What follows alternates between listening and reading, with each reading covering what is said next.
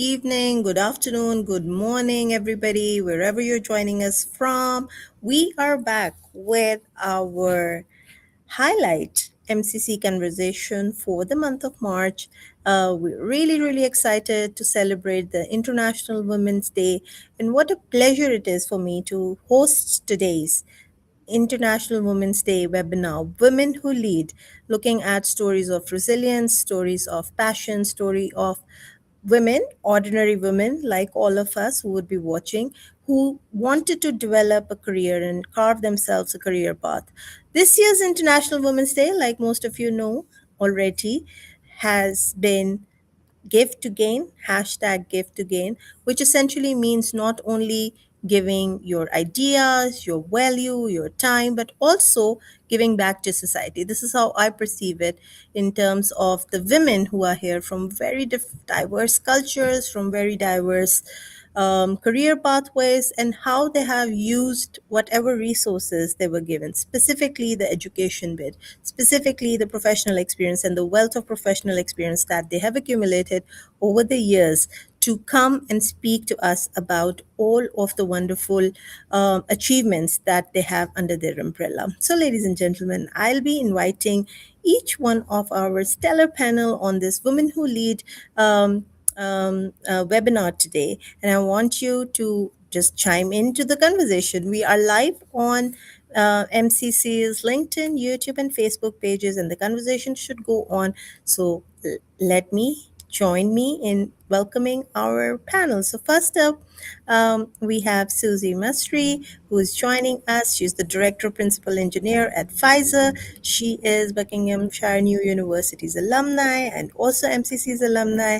She studied with us as well, and she has a wonderful story that she'd want to share today with all of us. Hi, Susie. Hello, nice to meet you, Noor, and thank you for having me. Thank you so much for taking out the time and being here on our MCC Conversations webinar today. Next up, we have Liz Parrish, who's joining us from USA. She is the CEO of BioViva, and she is working on everything which has to do with genome technology and gene technologies, and also in the biotechnology phase. Hi, Liz. You're muted. Thanks for having me. Yeah, we're working on curing disease over here. Absolutely. Wonderful. Thank you so much, Liz, for joining us. We'll hear more about you and about your journey as well. And completing our panel today, we have Sumbul Manzoor, who's joining us as a higher education specialist. She works as manager education at HRUC, and she comes over with a wealth of experience in the higher education space. Hi, Sumbul. Hi, Noor. Thank you so much for having me. Great to be here with you today. Wonderful. And this completes our panel today for the Women Who Lead conversation. And we will be here for about an hour. So, those of you who want to leave us a chat or leave us a question, or those of you who are at the brink and deciding, oh my God, 3 months have passed in the year, where did my New Year resolutions go? What did I set for myself? And was I even able to achieve any of those? Let's hear from these women. And I don't want but we'd be into the conversation now and speak about just starting your career. So let's just go around the room. So I'll start off with you, Susie. Just talk about a lot of conversations that we are having now is about developing your own community, developing a support structure. When we see successful career women like yourselves, it's all about, finding that mentoring, finding that right kind of person and inspiration that you could reach out to when you need advice. What has your that moment been, and where did you find that kind of mentoring and support? So I was fortunate actually that I had great mentors throughout my career. And actually, I'm not where I am today if it weren't for those great mentors that I had the pleasure to work with. But interesting story that actually I started becoming a software engineer because of a mentor that saw a capability in me that changed my role after one day of hiring me as a web translator, and that was over 20 years ago. And then he saw that I was able to work with code better, and he saw that I have some kind of curiosity to play with code and everything. The second day, he gave me a couple of tasks to do some development work. And he says, okay, I see some potential there. So I'm going to change your role into a web developer. And that happened over 20 years ago. And I never thought that I'm going to be, like a principal engineer in software engineering if it weren't for that person who put me on that track.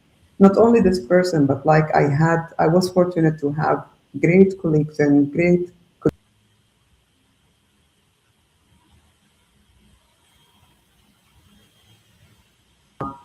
and like sometimes we go through struggles in our careers. We're not too sure about if we are taking the right direction or not.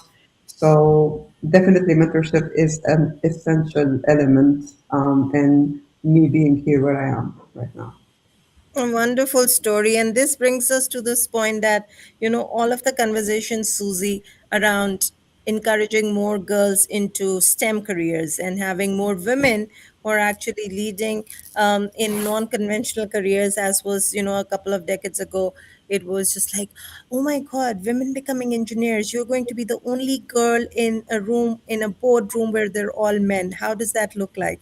A wonderful story, Susie. Thank you so much for sharing. With the right kind of support, I think this is what essentially led to the trust that your mentor actually showed in you.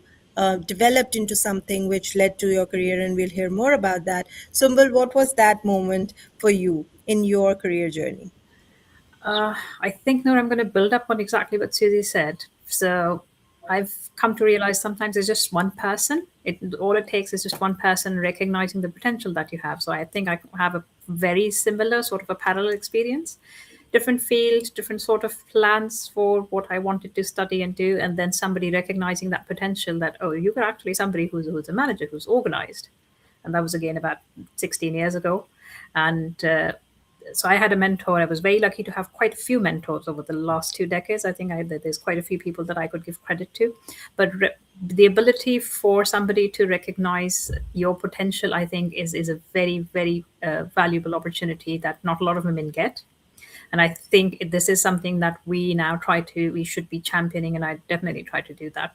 For me, it was about having that kind of confidence given to me, which is something that has been a core kind of foundation for me to build up the capabilities, and recognizing that there are a lot of things that you can learn, and having that curiosity. Again, a lot of things that Susie said resonated really, really strongly with me, with the same sort of experience. So, like I said, I had mentors within the academic side as well as my professional side as well, who kind of changed how my career was going to look like. So if it was going to be a very different path that I'd chosen, or I thought that was kind of the option, like you said, there was not a lot of potential. Again, I mean, even a couple of decades ago, it's a very, very different landscape. I think we are making quite a big difference in terms of women leadership. And that's where the community support comes in, where you have the ability to share ideas with your peers, and be able to navigate professional challenges a little bit better.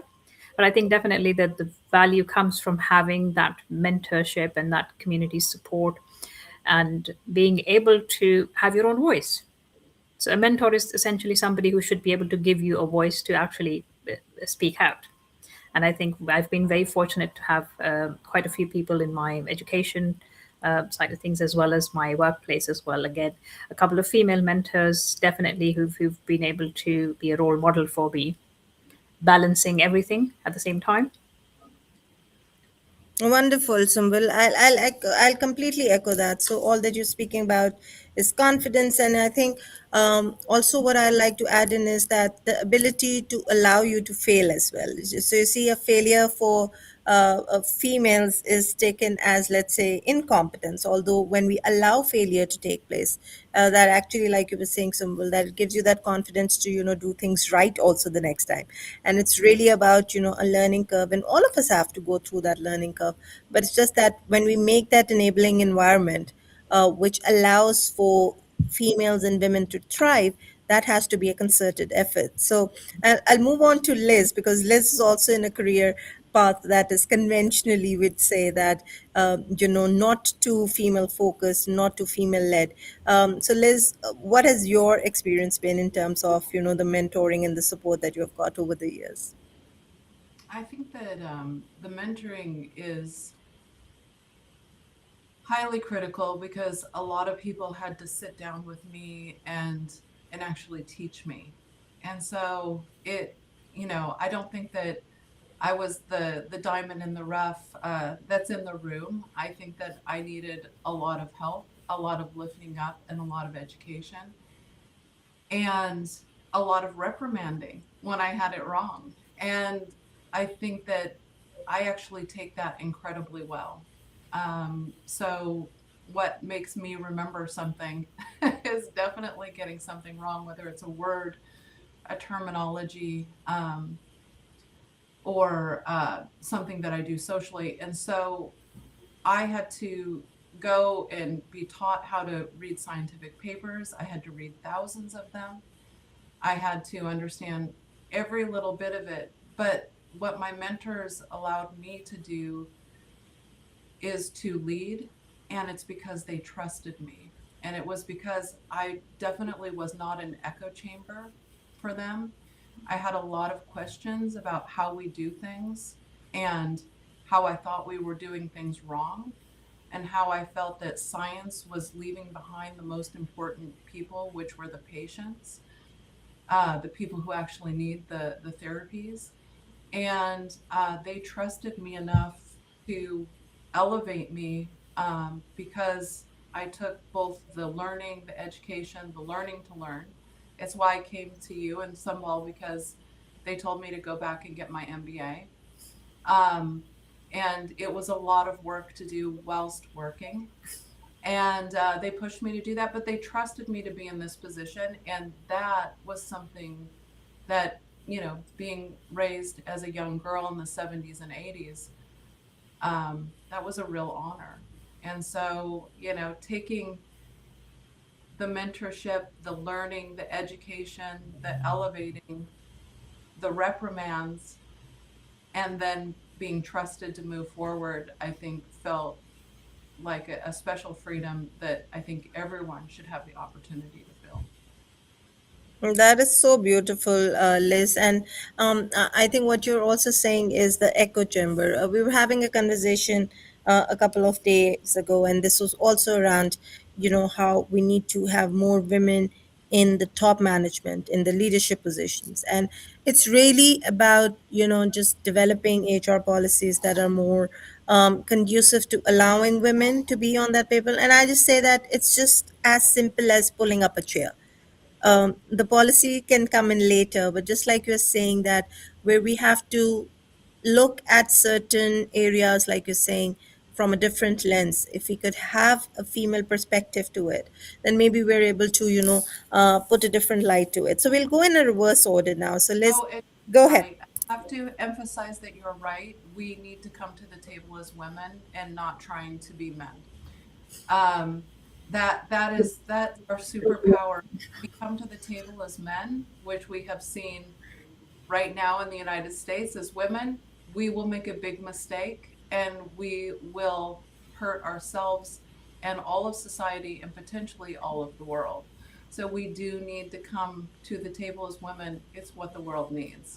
Yeah, absolutely. And I saw Susie and Sumbul also chiming in and completely agreeing to that.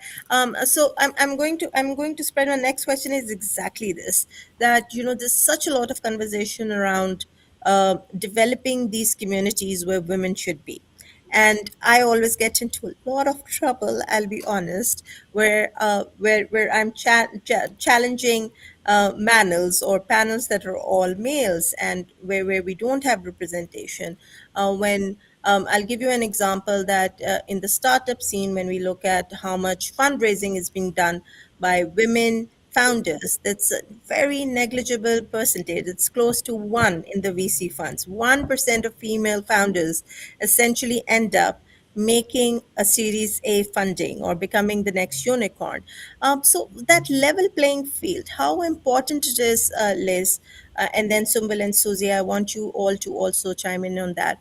That developing these women communities, where do we start off from, and how important do you think that community development that is focused on women by women? How important is that?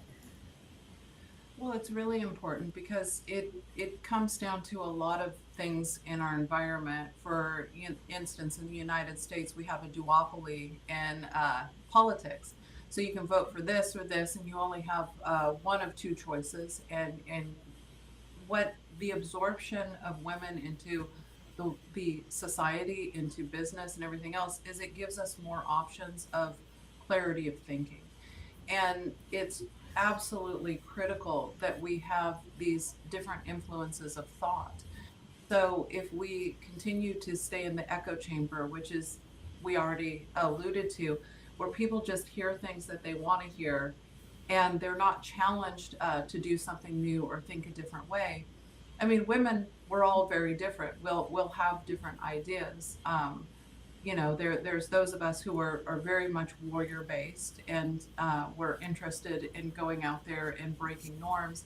And then there are people that are more subtle and gentle to the nature of empathy. And then there are women that really mirror very much like men's mental status for whatever reason.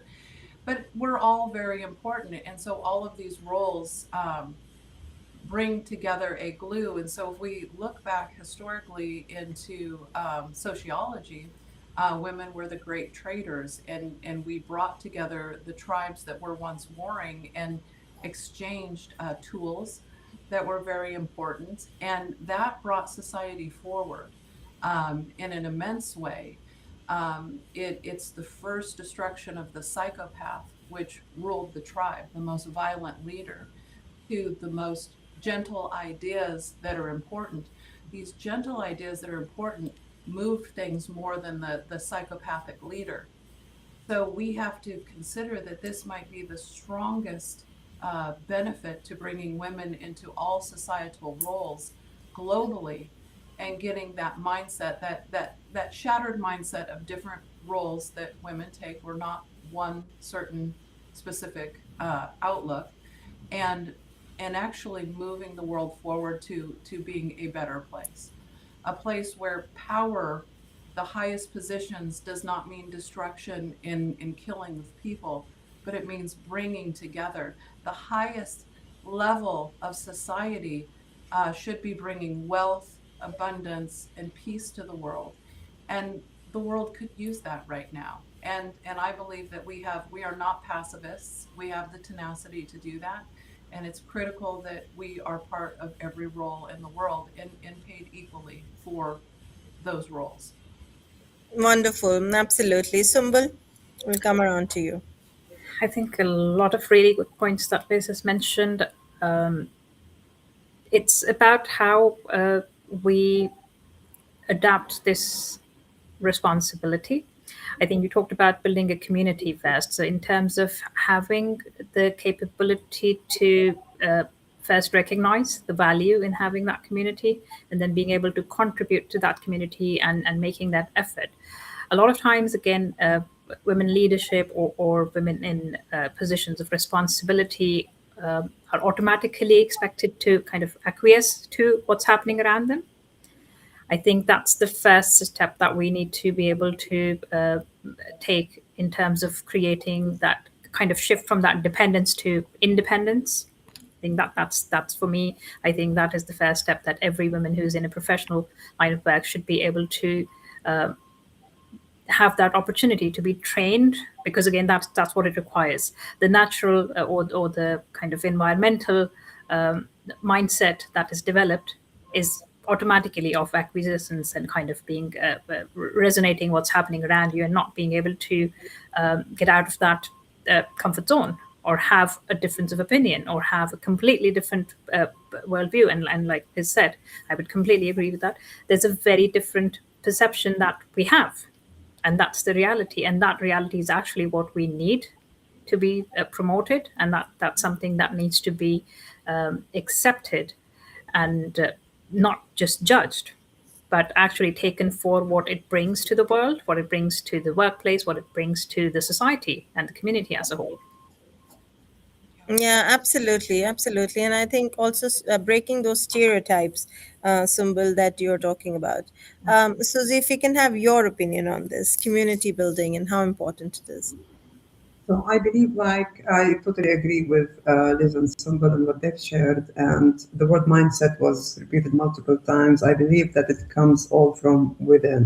So yes, we need to change the mindset of the people surrounding, women in leadership. However, I believe that it comes from within. So if we as women believe that we are able and we are capable of handling those kind of positions that were, historically more male dominant, if we actually believe that and do whatever it takes and put all the noise around us aside and just have a clear goal that you want to achieve, and then set an example by yourself. I believe when that is done, like when we change, women change their own mindset, others will start to look at them differently, and the world will change after that. If I'm talking about, for example, my field, which is, yes, I work in healthcare, but I work as a principal engineer, software engineering. Software engineering 5 years ago, it was 90% male engineers and 10% female engineers. If you look at the stats now, it is enhancing. It is almost 30% female and 70% male. So I believe that we are moving towards the right direction. It is just, having empowering women to believe in themselves and know that, yes, you are able to do it. You just need to be, we spoke about mentorship, we spoke about self confidence, like trying to, reassure yourself that you are able to achieve that. It's just a matter of, like put all the effort, do the required, put a goal in front of you, achieve it. Hard work will get you where you want. So definitely the mindset is crucial in that Yeah. aspect. Yeah, wonderful. Thank you so much, Susie. And I completely agree. And I think this is why such conversations are important, where we set these advocacy paradigms, right? Um, it is so much access now to information. I mean, come to think of it, I have a 12-year-old, and I see the kind of like career advancement and how she's thinking in terms of what her career aspirations are going to be. And I was nowhere close to that when I was 12, right? So when we look at the perils of, let's say, developing these, positive success stories and creating and talking about empowered women, I think a lot of us need to look into the education space again, right? And we need to start talking about right from the get-go, the nursery, right, which is your school, which is your primary school, leading on to your secondary school, and then the higher education institutions. They form an important part. Specifically, I think in UK, what we see is that a lot of conversation needs to develop where there's such a diverse, culturally diverse community that is exists, to come out of those norms and then look at such spaces where they should seek these mentoring opportunities. And most of them are free. I think what Susie, you're also saying is it's really about taking that own initiative. So I'll pose the next question to Sumbul, because um, if you look at an ideal career pathway, right, we're talking about the primary school, we're talking about the secondary school, then going on to college, then going on to university, and then you end up that job, right?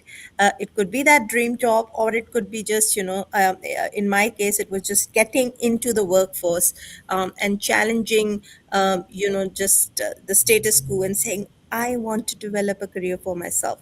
Um, when we come to the workplaces, and we look at the policies that are being made, how important is organizational culture also to ensure and inculcate that women, uh, either in the recruitment processes, should be there should be a certain there should be a certain criteria for them to be included, and then going forward, like you're saying, that organizations need to develop such conducive culture where women should thrive as well. So what is it, and what is the role, and what is your pieces of advice from your experience, Symbol, we can give back to the organizations who are just starting off thinking about diversity? Right. Again, really important point, Noor. And I'll talk you through a couple of experiences. I think so. From my own journey, when I now look back, so in hindsight, I know that for me, the biggest break that I had was allowing me to take an opportunity, even without feeling that I'm ready for it.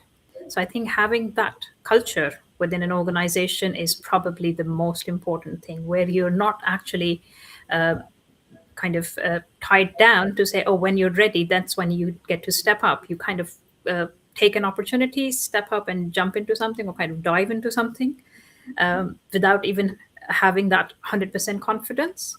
That support comes from the organizational culture. And that again has to come from the ability for the organization, and that's regardless of whoever is sitting in the leadership positions within that organization, whether that's men or women, having that ability to recognize that there's resilience that we naturally have, there's adaptability that we naturally have, there's management and organization that we naturally have, regardless of whether we're inside the house or in the workplace. So I think that's something that needs to be recognized, that that push to get out of our comfort zone, and as Liz mentioned as well, having the ability to actually, or having the opportunity to do something and not get it right the first time around, but still having that opportunity, that's where the learning curve is. So organizations kind of, I think still, and especially we have a lot of research in terms of the glass ceiling that's still there, and the women still trying to break that. I think as an organization's, you talked about recruitment channels and the ability to recognize that. I think the first step that they can take within every company is to be able to recognize the potential and allowing for women leaders to actually step up and take that role. I think Susie also had her own experience where somebody recognized that, oh, you can't, you're a better fit for a different department, a different role. That's where your expertise could be. But having that opportunity to explore, had that not come around, that's a door that would have never opened. So I think taking into account the personal attributes, which are very, very strong, and that again is something that's intrinsic. So women we are wired to be organized, we're wired to be responsible, we are wired to actually handle crisis a lot better. And that's basically just evolutionary development. It's nothing that we can actually, you don't train for that. You can evolve on that, you can develop that, you can make sure you have the right tools to apply all those skills. But I think that's something that organizations need to recognize, that as in terms of, I think we've had this conversation, it's about attitude and skills you can learn. The attitudes, the mindset, the vision that comes from within, and that's what should be given the space to grow within a company. I completely second you, Sumbul, on this, and I think anybody who would be getting this impression that it comes easy for women, no, it does not.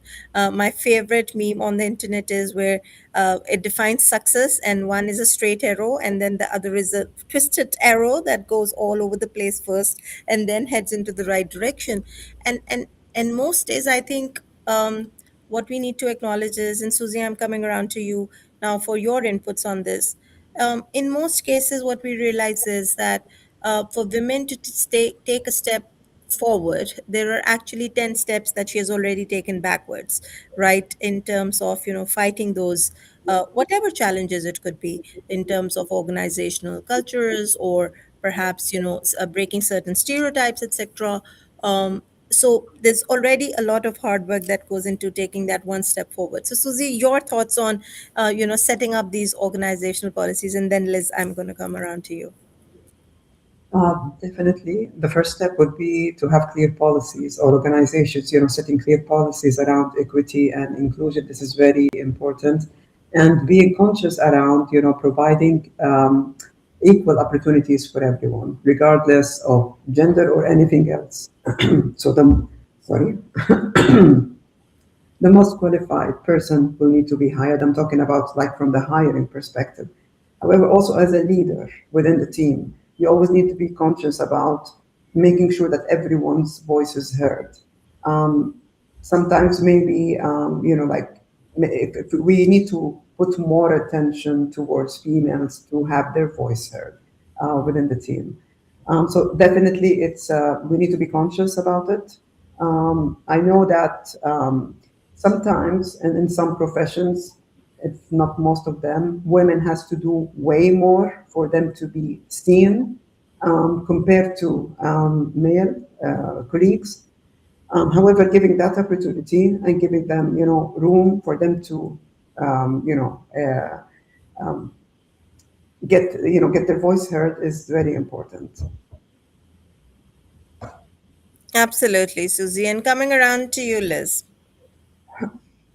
Gosh, I feel like everything's been answered so well. So I do then just want to remind us that in many places of the world, if a family has children, the family may choose to educate the males still over the females, and that's a tragedy.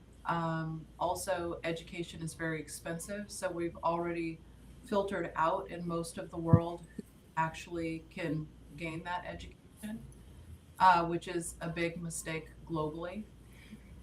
We need to, there's no reason why an Oxford education or a Harvard education couldn't be in everyone's home in this day and age. And these high costs filter out a lot of our geniuses that never make it to industry. We also have to really clarify that the future of work is changing. I'm sure Susie's feeling it in her life. My husband's a computer programmer, works at Adobe, and a lot of what they're doing is becoming AI based. The sand is moving under our feet. So as we try to lift up our daughters and lift up women, we're already of a minority mindset. It doesn't matter what part of the world you're from, we're already of a minority mindset, and that hurts us. Every time you're from a group who's been pushed down, and then now push it into where in the world you're from, where in the world you identify from. It's a massive minority mindset, and that's what sometimes leads to the malfunction in how women think in business, why we take less, why we can be harsher to one another. We got to get rid of that. And we only have a certain amount of time because the workplace is shifting. And how we communicate and see each other and what jobs our children has is shifting. So we've got to get it right. We've got to bring the strong, empathetic mindset to the world and touch people's lives before it is difficult to touch people's lives, so we can change the culture at a base level of what work means, what things we're working on, and what purpose they actually give to the future of humanity. Because it's not just working that matters.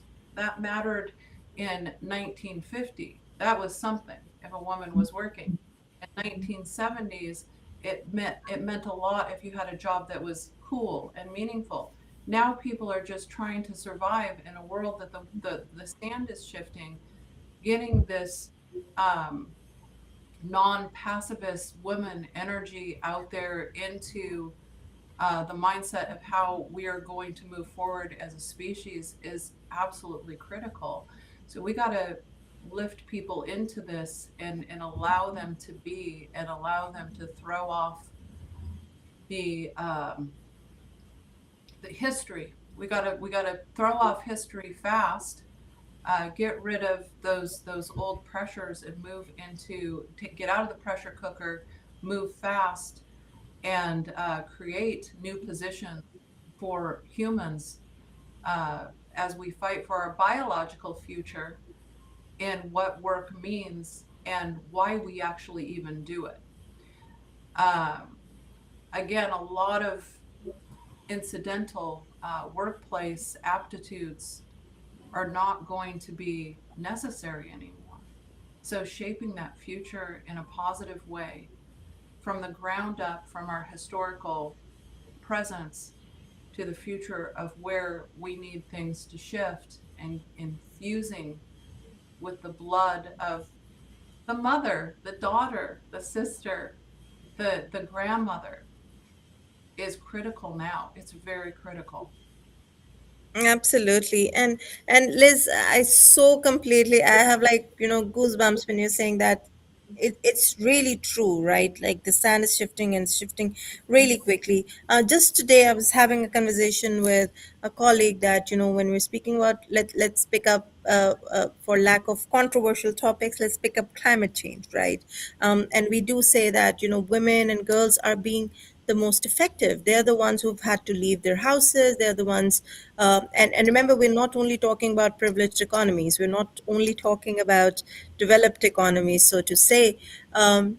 Currently, as the world is progressing and how it's progressing, it's going to be the girls that are going to be the ones not getting access to quality education if there's a climate crisis. Imagine what happens to a lot of women who are living in parts of the world where there's natural disasters, right? There are flooding, there are droughts. They're the people that are most affected is the men can go and fetch for themselves and get the food on the table. But it's essentially the women and the girls who would be then deprived of not only with their financial empowerment, but also just basic necessities, right? Education being the topmost. There's lots and lots of questions coming in, and I just realized it's already been 30, halfway through the webinar. So I'll try to take more questions now. And these are from our previous questions. So I'm going to put them one by one on the screen so that all of you can give in your comments. So thank you. Adiba is asking us that the mentors that we spoke about. So Susie, you can go first on this one. Were they mostly women or men? And in your experience, does the gender of a mentor shape the kind of empowerment or opportunities women receive? That's a really good question. So I'll go ahead with Susie. And I'm going to honestly answer it. And given the percentage that I've shared moments ago, normally it was more men mentors than like rather than females. However, I had a level of support from female colleagues, female managers and mentors and so on, but the majority would fall more on the male allies that we have throughout our careers. I don't think, like with the second part of the question, like I don't think gender matters much when it comes to mentorship. As long as you believe in your team member and you want to help them, it doesn't matter you're a male or a female. At the end, if you want to, this is a leadership kind of skill or like passion. So if you have it, you have it. It has nothing to do with gender, I believe. Yeah, absolutely. And so the men who feel that, women, when they're sitting together, they're only talking positive about women and not men, that's not true. We will speak about an equitable future, an equitable society, and equitable organizational cultures where men mentor and support as well. Liz, your experience, and then Sumbul, share your experience. Well, in industry, it was definitely all men. They were the people who were there from, Bill Andrews, who specialized in some of the therapies we went forward with initially, to George Church at Harvard. They were there and they were good men. They weren't saying, "Oh, you're so pretty." They were saying, "What do you think? And what is your input on this?" Women need to find good men to do that. And but as far as how I mentor, I have a lot of women who I work with now who I've hired, and we, I mentor women. I probably do hire a lot of women, but not you know not like overtly like I'm doing that on purpose. They're just fantastic for the job, or a humanitarian company with a humanitarian mission. Many men ring into it too, because they have the same mindset. But I think that women and men can mentor each other. But I have to go back, because one of my best mentors is my best friend that I've had since the fifth grade, since I was 9 years old. She reminds me who I am. She reminds me that she's backing me up. She reminds me that I'm crazy and that she loves my type of crazy. And without those friendships and all of my girlfriends that I've met since the fifth grade, I mean, I don't, I think that you are who you surround yourself with. So there's your mentors in business that drive you forward, but then there's your friendships. And I have both male and female friendships. And so my best friend Natalie has been, probably one of my hugest success stories, because she's a person who believes in me no matter what. And that is something you have. You need to have something for your soul that isn't um, just something external, but something you wear with you. That's beautiful. Sumbul, I'll let you comment on this. Uh, Again, a really great point from Elizabeth. So I'm just going to try and stretch that out a little bit. Absolutely agree. It's not just about your professional development, it's about the personal development. And a lot of people who mentor us might be from our inner circle. So for me, I think that that's been the case as well. So I can actually, the first person that comes to mind who's been my mentor in the recent years has been my husband. So that support and that kind of push that you get from your friends or from your family or your partner is really, really important. But I'd like to circle back to the gender experience. I've had initially in my career, I've had men, brilliant educators and leaders who've guided me. But then when I compare, there's a couple of women. So one of my professors as well, and who was somebody who's leading on research as well. So that kind of hits home a lot more because that brings that inspiration factor in that you wouldn't get from a man, and also because they kind of have same bandwidth as you. They understand what you're going through. So I think women supporting each other becomes collective growth, and you probably don't have that impact when you have again really good men, really good leaders I've worked with. I've learned a lot from very diverse people in different fields, because I've had to work in management and I've kind of come across a lot of different professions as well. So not just one. So academia kind of gives you that kind of bigger playing field to talk to so many different people from different backgrounds, from different disciplines. But I think having a woman mentor you gives you so much more confidence that you kind of rely on that. Okay, so then that becomes a role model, and that kind of amplifies your voices because you have that understanding. And like Liz said, my again goal over the last few years has been to try and develop more women leaders, more women managers. So through my work with developing other managers and leaders, I think I've had this kind of lean towards making sure that I have women who become chartered managers, who become leaders, who kind of explore their potential. So again, the give to gain theme, I think that's where we are working even without knowing that theme. And I can chime in on that because you have been my mentor on that. And trust me, if everybody thinks it was a pleasant journey, well, yes and no, because at times I think a good mentor, and I definitely give that to Sumbul, that when I was doing my childhood manager with her, there were points where I was crying, right? And I was like, I cannot take this anymore. And she's like, go for it. And she was calm with me as well, and very, very, very, very patient. And then at the end of it, I saw the result actually. And then I came back to her and I said, you know what? This was the most brilliant piece of work that I have produced for myself, and you made me do that. So it's also about, I think mentors, they tend to, whether they're males or females, they tend to also not only highlight the best in you, but also the worst in you. And to have that kind of an absorption, because it takes a big heart to give that feedback, and it takes an even bigger heart to absorb that feedback and still be at a point where you could look at it beyond your ego and say, this was a positive feedback, this was a constructive feedback, and that has actually helped me in shaping me the person that I am. There are lots of questions, ladies, that are coming looking at your journeys and the wonderful work that you are all doing on how you're managing the leadership responsibilities along with personal well-being. So I think this requires a lot of, like, in your own personal viewpoint as to how do you manage and juggle these two roles. So Liz, do you want to go first on this? Gosh, I have to think about that. So, being in leadership, everything that goes right and goes wrong, you need to take personal responsibility to your team, to the world. We have definitely been through it as a company, and that is those are the natural ups and downs, and taking responsibility for that is critical. But the well-being part, um, I would really push people to do things in your life that you believe in, that make a huge impact.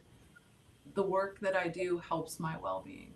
I started my company after my son was diagnosed with type 1 diabetes, which is a minute by minute disease. It's not a month by month disease. And my role, my critical role, was to create curative medicine for children, and then the myriad of pivots that it takes to create ultimate health for humans. And when I work, and I work well, I feel fantastic. The personal well being, the cathartic feeling of sacrificing my biology, sacrificing my time to make time for other people who otherwise wouldn't get it, um, really satisfies my well being. And to balance my life in between meetings, in between this call and the next one, even though it's cold out, I will likely garden. And taking care of the earth and plants and the animals in my house, and answering emails for people who are in critical situations creates that well-being for me. So well-being for me is not doing less, it's actually doing more and being effective. That creates the feedback loop of health for me. When in my past life, being a procrastinator, which still happens, being a waiting for things to happen and come to me, was not making me a healthy person. That really is a disenfranchised, unhealthy way to live. Being active, doing more, giving back, that creates my well-being. So I'm not one of those people that is going to talk a lot about work-life balance, because I believe if you do what you love, it's not work to begin with. Mm, It is the balance. It is what the world needs. And that for me works. mm. Yeah, as long as you're enjoying the work. Yeah, Absolutely. Liz, absolutely. Susie, your thoughts on this? What do you do to manage both? So, I used to do something in the past where, yes, I love what I do, and I would forget the hours, and I'm sitting in front of the screen, just, like coding or learning something new, and that would take me hours and hours until a point where I realized, or I learned the hard way actually, that I don't have any kind of personal life, and all of my effort and time is going towards my career, which was rewarding. And every time you hit a milestone and every time you achieve something, it felt really good. However, something was missing there. So, and being a leader, like after that, I reached a point where I need to create a healthy balance. And I believe it started with me working with setting the right foundation in my team for them to empower them, to enable them to handle things, and me being able to delegate when I'm not able to handle things or when I need to take some time away. I believe in, the delegation part, you have to do it one time in front of them, let them do it one time in front of you, and then after that, just start delegating it to them and give them, and that would empower them. And as well, it will, lift the load a little bit off my shoulders, and it will, give them an opportunity to learn new things and have more responsibilities and feel acknowledged. So I handled it this way, and that gave me a bit more room to do some, or to reach that life balance, kind of a healthy balance. Yeah, over there. Yeah, Susie, and this is why I pulled up the next question, because I think what you're also talking about is that delegation is also an underrated skill. So you cannot be a helicopter boss, like I say, right? You have to allow for other people in the chain to learn from you. And the best kind of learning, as I would say, is if you have to train someone, you have to give them responsibility. You have to show them, even if you're observing someone. I think that's the best way. So, Sumbul, what do you think, in your opinion? What is that one underrated skill that has really helped you? Susie's, we know. Liz's, we're going to come back to you, but let's hear from you. Before I come to the skill, I think that I'm going to refer to something that popped up into my mind as soon as you had the previous question. So I'm sure we're familiar with Simon Sinek. So he talks about finding your why. I think that's something that sums up for me in terms of being able to recognize what you're doing, why you're doing it, and that takes away the imbalance, because if you know what you're doing and what you're contributing towards, it doesn't impact on having that imbalance between your work life and your priorities and your commitments and what you're creating, what kind of value you're creating as a person. I think that's where that balance automatically comes in. Like Liz even said, doing what you enjoy doing. So I've been very, very fortunate. I've not had many times in my career where I've been not enjoying my work. And that's something that I avidly try to train everybody who's working with me as well. You need to find a place where it's not a drudgery to go into work, or what you're doing is not something that's just dragging you down, because that is the biggest disservice that we can do for ourselves. It has to come from what you believe in, what you want to kind of manifest in the world for yourself, for the community, for the society, as we've talked about. And I think the one skill that helps you do that is about having the ability to view different perspectives and value those in making decisions with you, rather than trying to, as you said, the helicopter management style that doesn't work. So, and again, it's something that I'll openly admit, not something I was aware I could do. I was trained by a lot of good people around me, a lot of good leaders who made me recognize that you look at different perspectives, you value that diversity, and then you actually let them contribute in decision making, and kind of removing that unconscious bias. I think I had a lot of unconscious biases 20 years ago when I started my career. Today, I think I actively think about, where is my bias coming from? Am I allowing other people to actually pitch in? So that ability, I think that skill is something that you learn over time to allow other people to take part in the decision-making process. Absolutely. I think that's wonderfully put. That it just requires a lot of, you could say, like, insight also into just having peace with what you're doing, and then just enjoying. And I think that's the best piece of advice when any a young kid comes to you and we ask them, what do you want to be when you grow up? You just tell them, you do what you love, and find that passion with what you love. And it's okay to also, I think, and I think the three of you would also agree on this, that it's also okay to pivot. A lot of us would say that we have also pivoted in our careers, if not drastically, then maybe slightly, but we have found our niche. I know I have, going back and forth with different careers, going entrepreneurial, going back into the business, but that mindset still remains the same, that you keep enjoying the work that you're doing. So, Liz, coming around to you. Very quickly, there's so many questions that are coming. Thank you so much, everybody who's watching us. I wish and hope that we're able to take all of the questions, but we have very less time, and we'd like to, keep it as engaging as possible. So, Liz, what is that skill? So, what is the one skill that I think would help anyone succeed is flexibility. And one of the critical things for the future and surviving the future for the species and for our own personal each mindsets is to be flexible. And what I find holds up the world in blocks innovation is the inflexibility of mind, the inability to see the future and the changes that have to be made on our planet, from how we treat each other to how we eat to how we do healthcare development, is flexibility of mind. So the people who will survive the future and live a long time, probably with new innovations, will be those who are flexible of mind, who are willing to take these leaps in innovation. And those who cannot, who have to eat a certain way and live a specific lifestyle and can't be flexible for the future, will have a much more harder time for it. So whether that's in your personal life and how you live and eat at home today, or it's in your business, flexibility is critical. It's critical that we're able to absorb one another.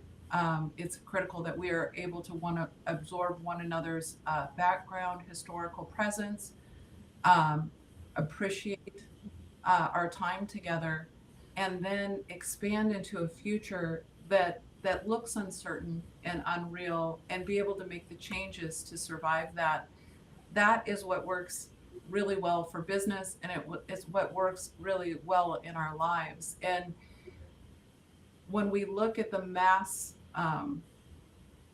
presence, or trying to create a grassroots movement and making those changes, those are typically the hardest ones to do. It's change management, but it's at the societal level. And so whether the change management is for absorbing cultures that are already existing, or creating new cultures for the world to grow into, those look simple. How many classes was that? That is huge. And right now we've moved away from global change management. We're becoming insular countries again. This is a very strange changing time, and I think it'd be crucial for our mindset to keep flexible and to keep on that global change management mindset for making the world a better place. And so, gosh, I could have just stopped at one word: flexibility. Yeah, no, I think I completely echo you that change management is important, and I think I'll plug in this question as well. That this is also something that I am pretty sure that has happened with all of us. I think as women, we tend to generally overthink as well, and there's generically a self-doubt, right, that we have. So Susie, what have you done? And we have to keep our responses brief now because we're running out of time. And I still have one more question that I want to take. How do you deal with self doubt? How I am still dealing with it, because I believe like it's a in progress kind of work in progress kind of thing where sometimes you have self doubt, sometimes you feel that okay, maybe I'm not good enough, maybe I need to do more, but then that voice of reason comes back in your head, and the past experiences and what you've achieved so far, that gives you the power again to continue and say no, I'm meant to be here, and I am perfectly capable and qualified to be in that position. And you know what? I can do even more.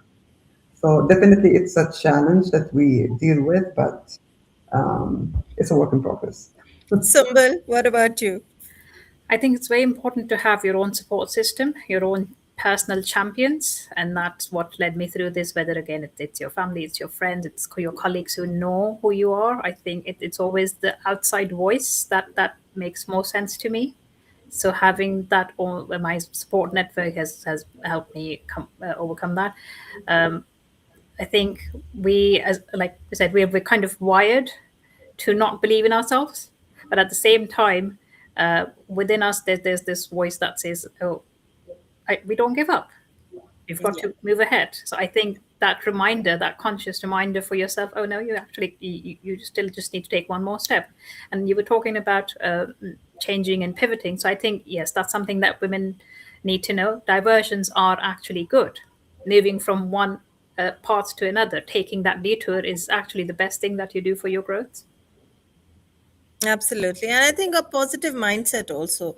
I think generally, if you develop it, and I think for all four of us today, we could all look at each other and we're smiling, and our cheeks are going to hurt for the next 2 hours as well because we've smiled so much. But it's just this kind of conversation also, I feel that, that challenges that self doubt and it gives you that positive mindset. Liz, what do you think? I think that self doubt is important, actually. I think that we have, as women, way too much of it. The world should have a little bit more of it. We really, in order to move forward into the future that I think that we The ego, in some ways, does need to be destroyed.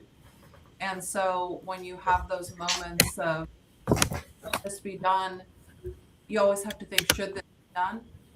And then if it should, who else is going to do it? I'll have to do it. I may not do it perfectly, but then we move forward anyway. And so if we've decided it's worth doing, if we've decided it's something that people need and it adds value, then we must move forward even if we may not do something perfectly. And so just accepting that and accepting that this is about a bigger picture, our lives are about a bigger picture and not Liz Parrish, is critical. And then that allows that self-doubt to mingle in and ask yourself why you have it. If you can answer those questions and you're moving towards something that is good and not just about you, then who else is going to get it done? Do not kill the good for perfection. That's wonderful, and I think that's where we need to snip off the generational trauma, Liz. That if we see our generations now, the upcoming generations, they have very less self-doubt, and I kind of like that because imagine with that kind of power that they have, uh, they won't be thinking twice about picking up a particular career, or going for that pitch session, or just trying out and just going for an interview session that they feel they're not ready for, or anything else such. We have very less time. We're actually run out of time, but we can still spare a few more minutes, so 30 seconds, and I'll come around the hall. Sumbal, I'll start off with you. Any advice that you would like to give on this year's theme, Give to Gain, for women, for girls, for anybody who is in that moment where they're struggling with anything, whether that's personal or professional lives? What advice would you give? Again, Bill, kind of pulling out on my own experience, I think what's made a difference for me is to be able to help others. I think that becomes your own learning experience. So try and open doors for other people, and it automatically helps you to grow within what you want to do, create pathways for other people. If you focus on that, your own growth skyrockets. Wonderful. Liz? Well, I think that is really spot on. If you're insecure about who you are or where you're going, create something for other people. And I think, then you really can't go wrong. And that's just, I mean, that's the power of the feminine. I think that's a beautiful thing to bring up. I think Sumbul was completely right.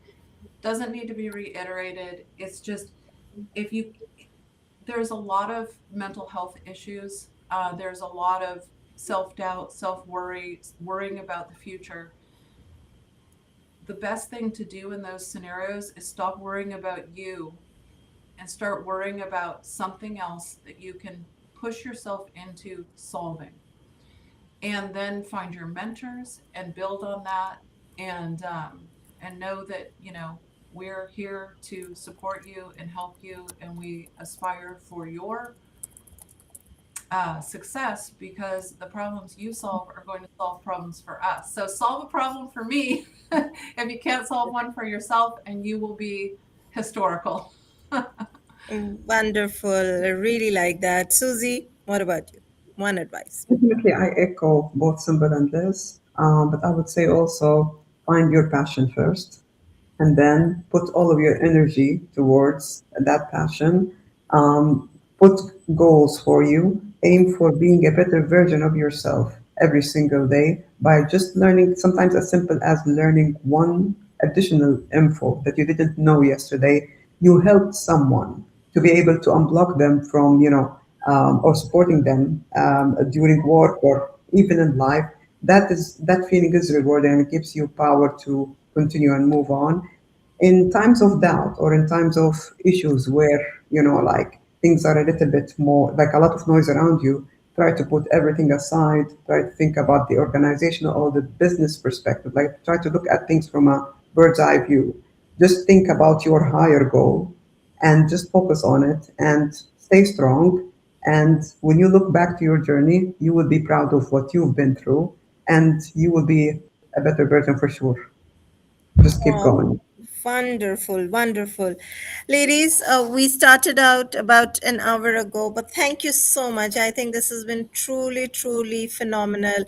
Lots of positive things from, we discussed about confidence, we discussed about not becoming just echo chambers, having clarity of thinking, just having positive influences of thought around you, people who can challenge you, people who can support you, finding out that support structure, fighting, getting out of your comfort zones, developing pathways, not only for yourselves, but for others as well.